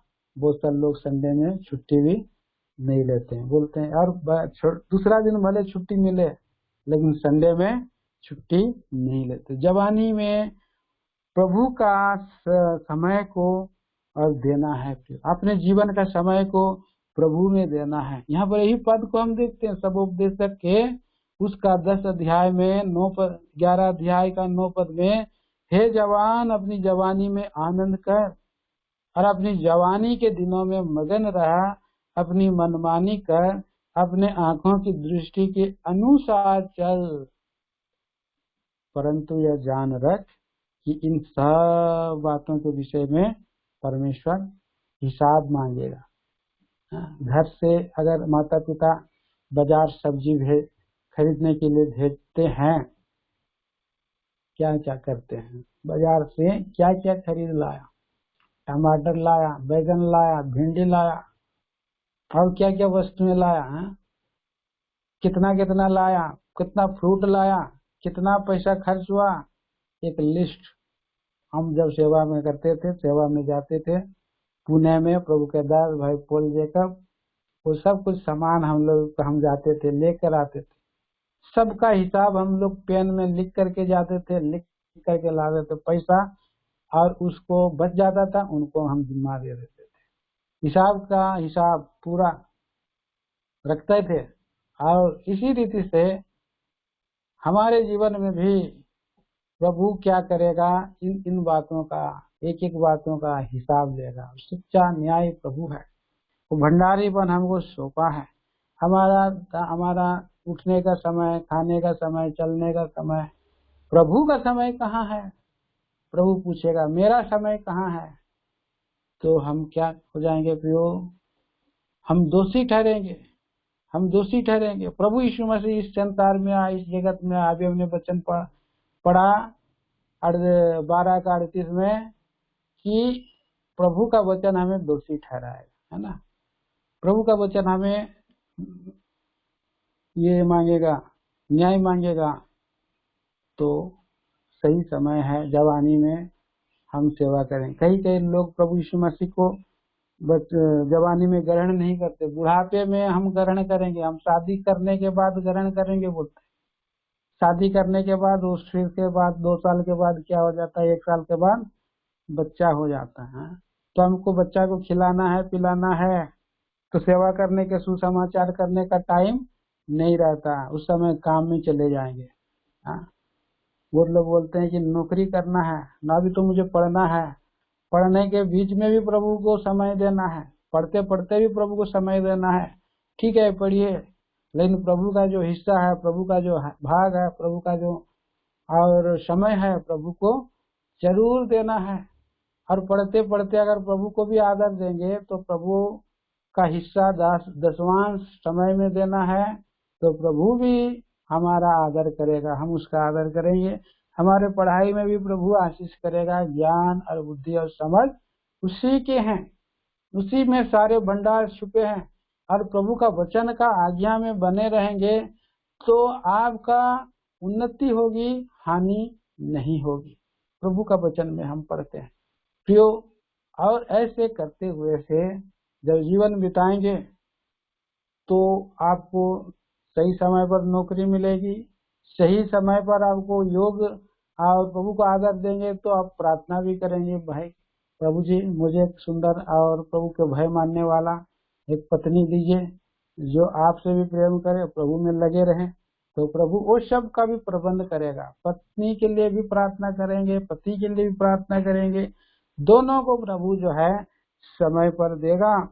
लेकिन अब प्रभु को ही भूल जाएंगे, जवानी में जुआ नहीं उठाएंगे, प्रभु के लिए सेवा नहीं करेंगे, सुसमाचार नहीं सुनाएंगे, प्रार्थना नहीं करेंगे, तो क्या हो जाएगा कि जवानी में हमको बल रहता है। नीति वचन की किताब में हम क्या पढ़ते हैं, और जवानों का और शोभा क्या है, उनका बल है। और बूढ़ों की शोभा क्या है, पक्का बाल है। पक्का बाल माने बूढ़े लोग का ज्ञान होना चाहिए और समझदारी होना चाहिए, और जबकि और जवान लोगों के पास सामर्थ्य होना चाहिए। बल जवानी में ही आता है, बुढ़ापे में आप बुद्धिमान नहीं ठहरेंगे। और जवानी में सही उपयोग जवानी का बल को नहीं किया तो क्या हो जाएगा। यहाँ पर 12 अध्याय हम पढ़ते नीति वचन सबोपदेशक 12 अध्याय में क्या लिखा है, पढ़िए भाई। अनुग्रह 1 और 2 पद। अपनी जवानी के दिनों में अपने सृजनहार को स्मरण रख, इससे पहले कि विपत्ति के दिन और वे वर्ष आए जिनमें तू कहे कि मेरा मन इनमें नहीं लगता। इससे पहले कि सूर्य प्रकाश और चंद्रमा और तारागण अंधेरे हो जाए और वर्षा होने के बाद बादल फिर घिर जाए। देखिए एक समय आने वाला है, ये जवानी के बाद ऑटोमेटिक अधेड़ता आएगा, हमको उतना बल नहीं रहेगा। हाँ, विपत्ति के दिन जरूर आएंगे। इससे पहले कि सूर्य प्रकाश और चंद्रमा तारागण अंधेरे हो जाएं। हमारा जीवन में अभी सूर्य है, प्रकाश है, चंद्रमा है, तारागण है।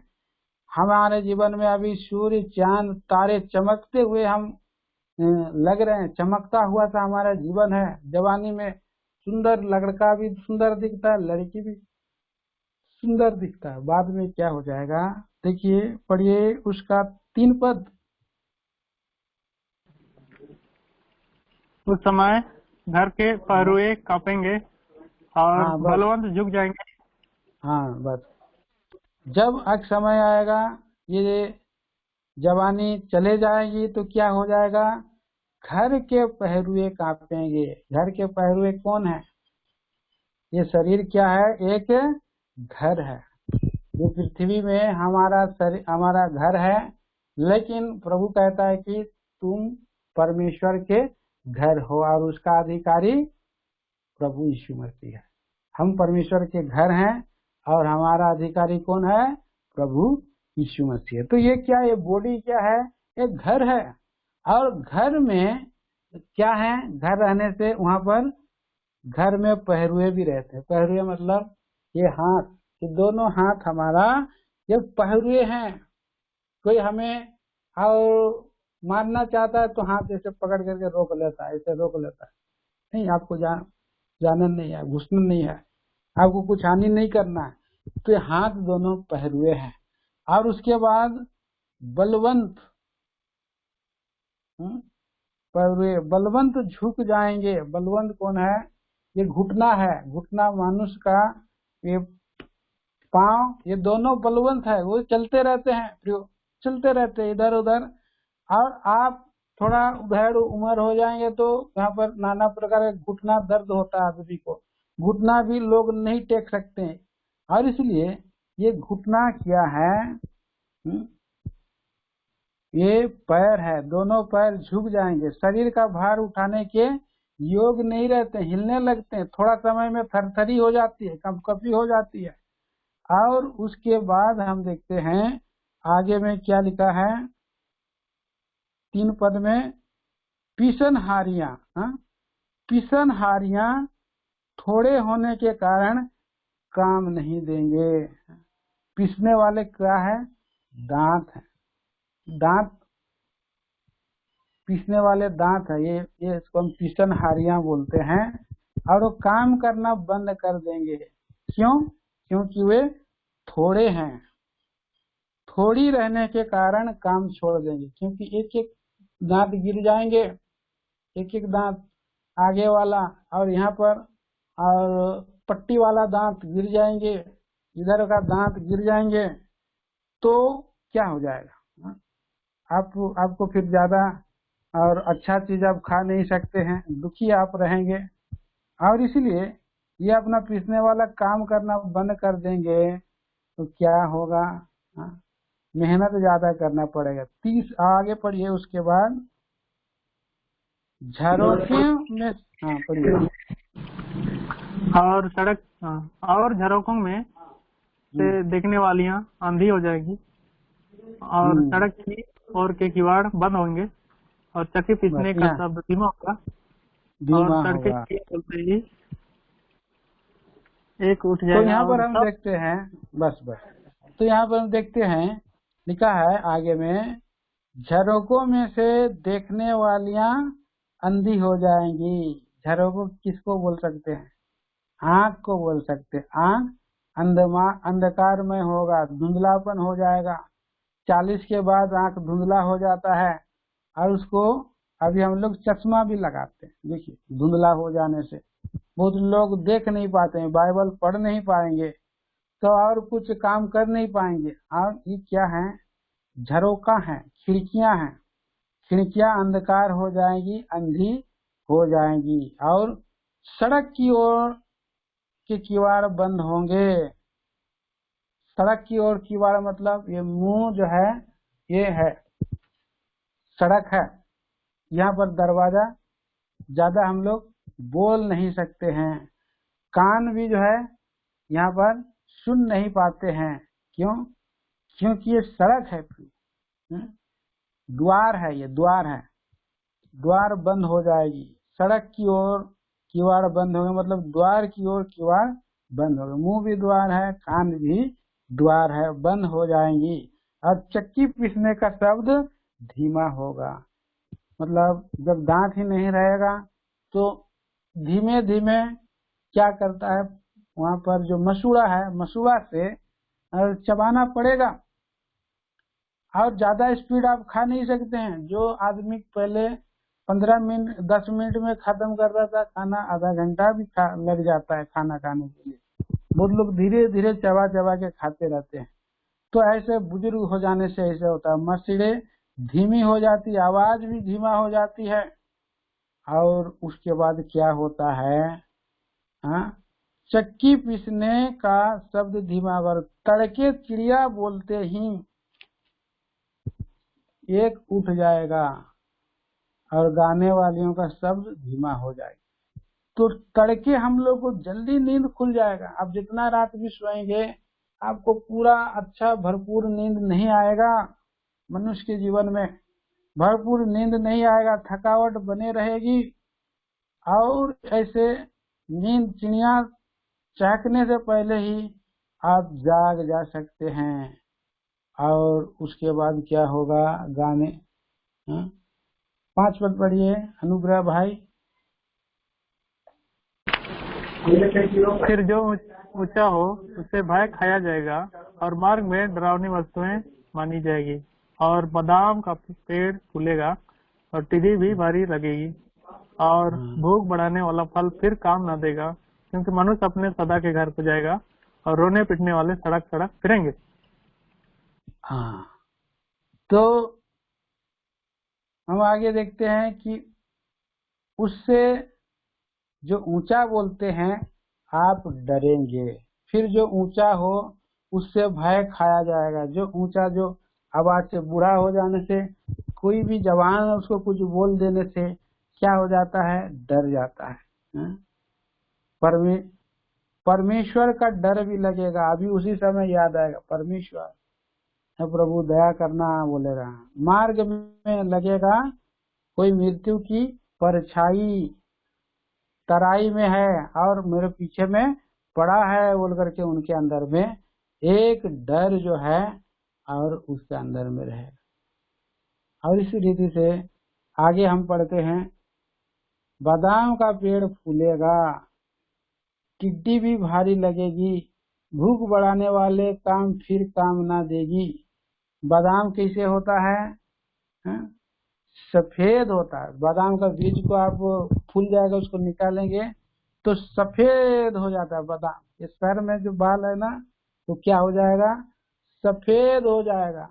बादाम का आप खाए होंगे तो बादाम के अंदर में जो उसका बीजा को आप फाड़ेंगे तो बादाम से सफेद ही निकलता है। वैसे ही क्या हो जाएगा, सर का बाल पूरा बूढ़ा हो जाएंगे, आप बूढ़ा हो जाएंगे। और आगे हम पढ़ते हैं और एक एक करके वो बादाम का फल से गिरने लगेंगे।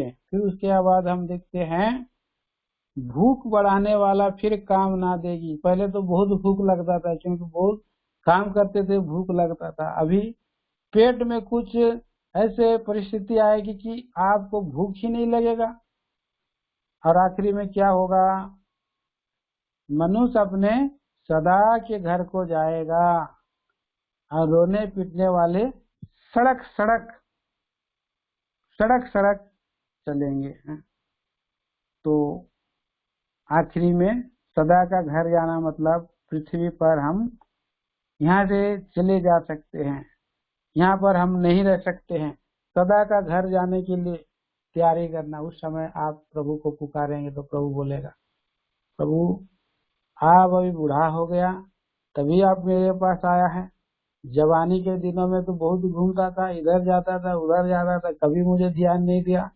प्रभु ने आप साल के 12 महीने के 12 प्रकार के फल दिए, सब कुछ, एक बार भी मुझे धन्यवाद नहीं दिया, मुझे स्मरण नहीं किया, मुझे समय नहीं दिया। तो आप और मैं क्या जवाब देंगे? उस स्थान में हमें क्या जवाब देना है? इसलिए अभी का वचन भी आया कि जवानी में अपने सृजनहार को स्मरण कर, जवानी में जुआ उठाना भला है। एक पद और पढ़िए उसका, विलाप गीत में मैं पढ़ता हूँ। विलाप गीत, यिर्मयाह के बाद विलाप गीत है, उसका 2 अध्याय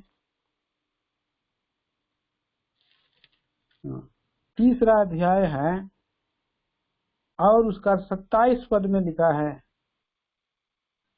पुरुष के लिए जवानी में जुआ उठाना भला है। अभी प्रभु के जुए में आ जाना, प्रभु के वश में आ जाना, प्रभु के अधीन आ जाना, प्रभु के संगति में रहना, प्रभु का वचन में बने रहना, तो ये अच्छा है प्रिय भाई और बहनों।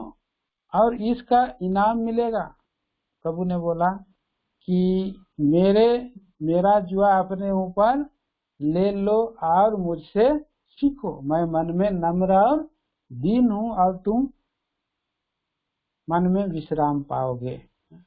और जो प्रभु के जुए में आना, प्रभु के लिए दुख उठाएगा तो प्रभु उससे सिंहासन देगा, इनाम देगा। तो इसलिए प्रभु का संगति करना, प्रभु का साथ चलना कोई हानि नहीं है, परंतु लाभ है। इस पृथ्वी पर ही नहीं परंतु अनंत काल में लाभ है। लाभ के पीछे जाना है क्यों? ना कि हमें मूर्खता के लिए जवानी में थोड़ा सा आनंद आया, फिर हम उस आनंद में दुख भी है, पीड़ा भी है, रोग भी है, बीमारी भी है, तो उसमें नहीं जाना। 6 पद पढ़िए, सबोपदेश 12 का 6।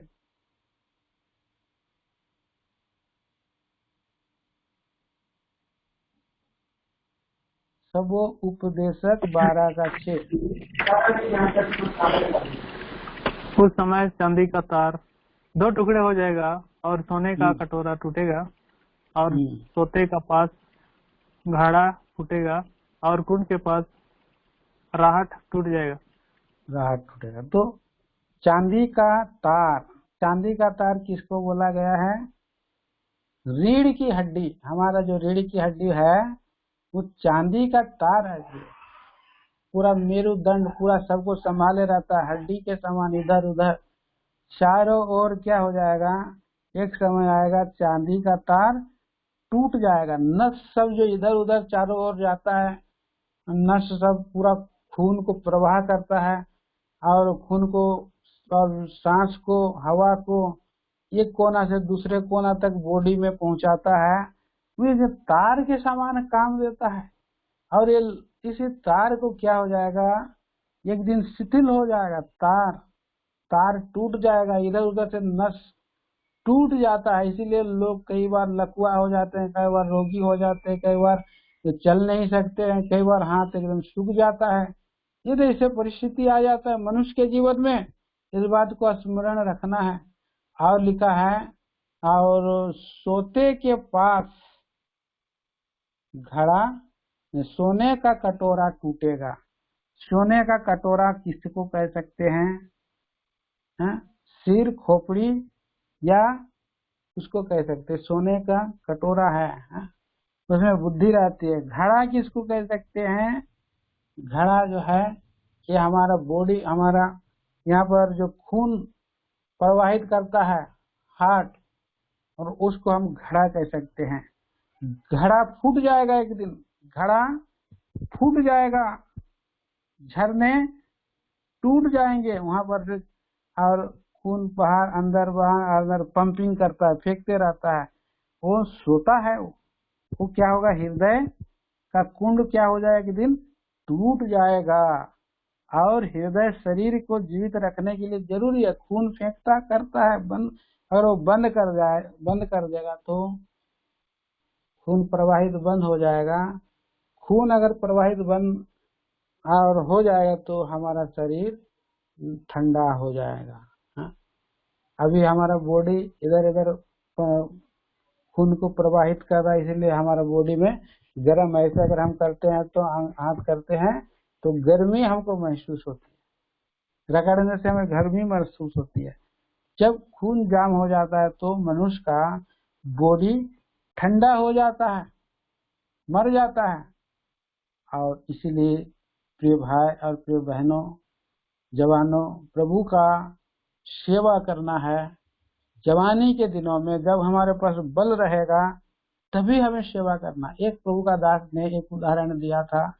एक लड़का जा करके और जो गन्ने का रस का मशीन नहीं रोड में लगाते हैं, 1 गिलास 10 रुपया में मिलता है, और उस गन्ने का रस के सामने में खड़ा हो गया है। लड़का के पास पैसा नहीं था, तो उसने बोला कि अंकल मुझको दीजिए, ये गन्ने का एक डंडी दीजिए। बेटा रुको, ठहरे रहो, मैं तुमको दे रहा हूँ, बोला। तो उसने क्या किया, उस गन्ने का रस को उस गन्ने का जो बड़ा वाला लाठी है उसने तोड़ करके मशीन में घुसा दिया। मशीन में जब घुसा दिया तो उधर सर्व से पूरा पतला हो गया, पूरा समतल हो गया ऐसे करके। और वो लड़का सोचता है कि थोड़ा सा रस तो निकाल ले रहा है, फिर मुझको देगा। तो लड़का ऐसे देख रहा है, अंकल दीजिए। बेटा रुको, और एक बार घुमाता, और एक बार मोड़ा, फिर और एक बार घुसेड़ दिया उसने मशीन में, चर से अंदर गया और पतला हो गया, आवाज आया। तो लड़का देख रहा है अभी तो मुझे मिलेगा। फिर लड़का के हाथ फैला, रुको रुको देता हूँ बोला। फिर और एक बार तीन और चौथी बार उसको डाला और मोड़ दिया और एक बार फिर घुसा दिया। और ऐसे और एक दो बार किया लड़का को। उसके बाद लो बेटा ये लो और कह के देना। कितना दुख का बात है। वो बेचारा कुछ तो रस चूसने के लिए वहां पर खड़ा था, लेकिन वो पूरा जो वो रद्दी हो गया, पूरा बेकार हो गया, उसमें कोई रस भी नहीं है। और तभी वो रस को उसने जा करके और वो डंडी को दे रहा है। तो हमारा जीवन में कब देना है क्यों, उससे हम ये उदाहरण सीखते हैं। हमारा जीवन में जब जवानी रहेगी, जब रस रहेगा, बल रहे, सामर्थ रहेगा, जब 18-20 साल हमारे पास भरपूर जवानी रहे, तभी हमें प्रभु का काम करना है, प्रभु का सेवा करना है। तभी हमारा प्रभु हमको एक्सेप्ट करेगा, ग्रहण करेगा। नहीं तो लड़के के समान हम क्या कर रहे हैं, हम उस अंकल के समान है और प्रभु यीशु मसीह कैसा है, वो लड़का के समान है। हमारा जीवन का पूरा रस जब चला जाएगा तो हमको देंगे, हम प्रभु को देंगे तो क्या मिलेगा। इसलिए प्रभु का घर जाना है, प्रभु की संगति में बैठना है, लोगों से मिलना है, सुसमाचार सुनाना है, जवानी में सेवा करना है। और वो अंत तक प्रभु से आपको आशीष देगा, साथ रखेगा। नहीं तो एक दिन क्या हो जाएगा, सब व्यर्थ हो जाएगा आपका जीवन में। उपदेशक क्या बोल रहा है 8 पद में, उपदेशक कहता है सब व्यर्थ ही व्यर्थ, सब कुछ व्यर्थ है। आखिरी में एक पद में हम आगे पढ़ेंगे और खत्म करेंगे इसको। लिखा है 13 वचन सभी अपने अपने जगह में, 13 और 14 साथ में पढ़ेंगे। सब कुछ सुना गया, अंत की बात यह है कि परमेश्वर का भय मान और उसकी आज्ञा का पालन कर, क्योंकि मनुष्य का संपूर्ण कर्तव्य यही है। क्योंकि परमेश्वर सब कामों का और सब गुप्त बातों का, चाहे वे भली हों या बुरी, न्याय करेगा। तो प्रभु सहायता करे, इसे हमें शिक्षा लेना है। जवान लोग जवानी में प्रभु का वचन पढ़ना है, संगति करना है, प्रार्थना करना है। ऐसे लॉकडाउन में भी प्रभु के लिए मार्ग, प्रभु की सेवा के लिए करेंगे तो प्रभु अपना मार्ग निकालेगा। आइए हम प्रार्थना करें। दयालु पिताजी, हम धन्यवाद देते हैं आपके पवित्र वचनों के लिए, आपने हमें दिया है। प्यारे प्रभु, मनुष्य की निर्बलता में जो वचन शिक्षा दी गई है, उसके द्वारा आप हर एक से बातें करें, अनंत काल के राज्य के लिए आप तैयार करें। दया पिता, जवानों को बलवंत करें, आपका बोझ उठा करके आपके पीछे में चल सके, सहायता मदद करे। प्रभु, गवाही के लिए धन्यवाद, वचनों के लिए धन्यवाद, गीतों के लिए धन्यवाद, सब कुछ आपका महिमा का कारण हो। प्रार्थना लाते मसीह यीशु के नाम में सुने, ग्रहण करें पिताजी, आमीन। आप प्रभु यीशु मसीह का अनुग्रह, परमेश्वर पिता का प्रेम, पवित्र आत्मा की सहभागिता अब भी हो और युगानु होती रहे। आमीन आमीन। जय मसीह सभी को। जय मसीह।